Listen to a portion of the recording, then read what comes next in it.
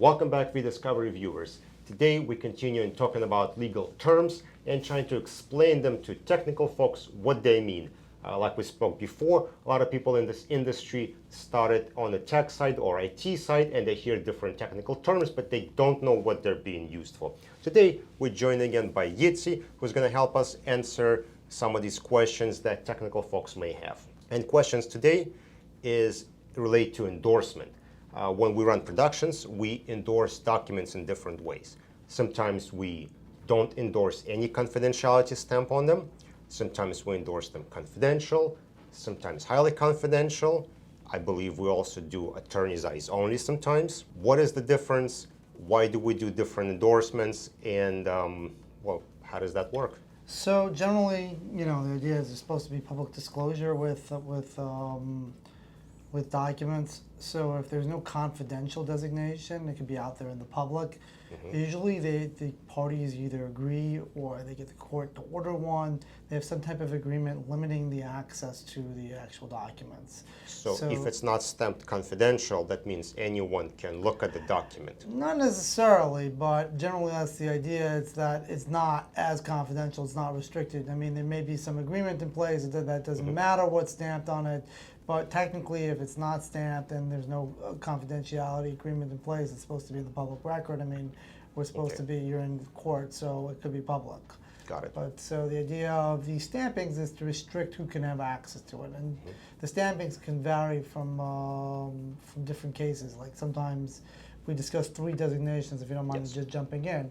Confidential usually means I restrict it to you and your client, maybe a limited number of people at your client because we may be competitors. I mean, trade secret cases are probably the most common. You may have HIPAA cases where you don't want medical information that has to be very much confidential and people can't see it. Where you have some privacy laws that get in there.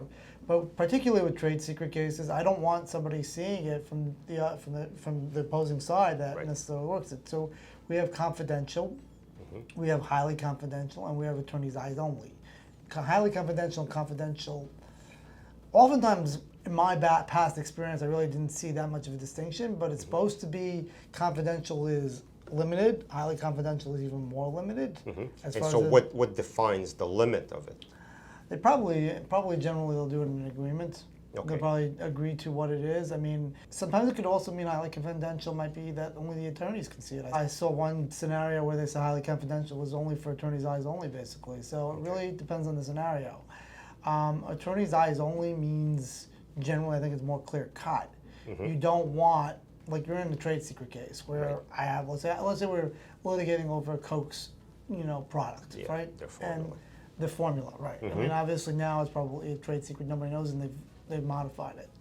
So they're disclosing in some papers what the actual trade secret, and they're in a litigation with Pepsi, theoretically.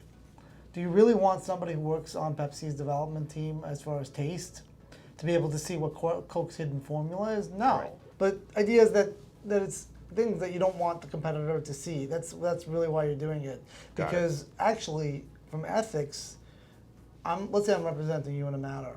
Under the guide of ethics, I have an obligation ethically to communicate with you. So if I see something that's damaging to your case, I should communicate it to explain how we're going to explain this, because we're presenting a case. There's an email or there's a documentation that might be damaging, and so I should present it to you. That's why there needs to be some type of protective order or confidentiality agreement that basically prevents me from going to my client, and that's the point of the designations. Got it. So one more question on attorney's eyes only.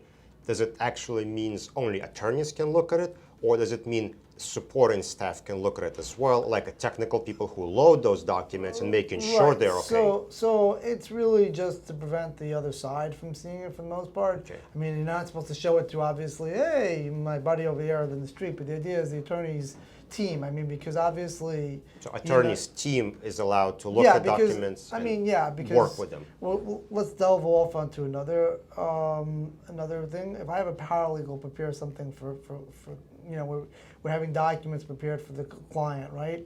We can assert work product because it's being prepared at the direction of the attorney. Same thing over here. I don't know if that would necessarily apply because it's not the exact scenario. but the idea is that it's for the attorney's team and it's not Okay. there. So, So it's the attorneys attorney's- only, yeah, it's it's for their attorneys. team, Got basically, it. because they're working with them, so they're under the same umbrella of their restrictions. All right, thank you, Yitzy. Guys, if you have any designations that you think are interesting, you may have endorsed documents a certain way and you don't know what they mean, put them in the comment section below. We'll see if we can answer and explain what those mean. In the meantime, check us out on social media networks listed on the screen, and for previous videos like this, check us out on YouTube. Thank you for watching.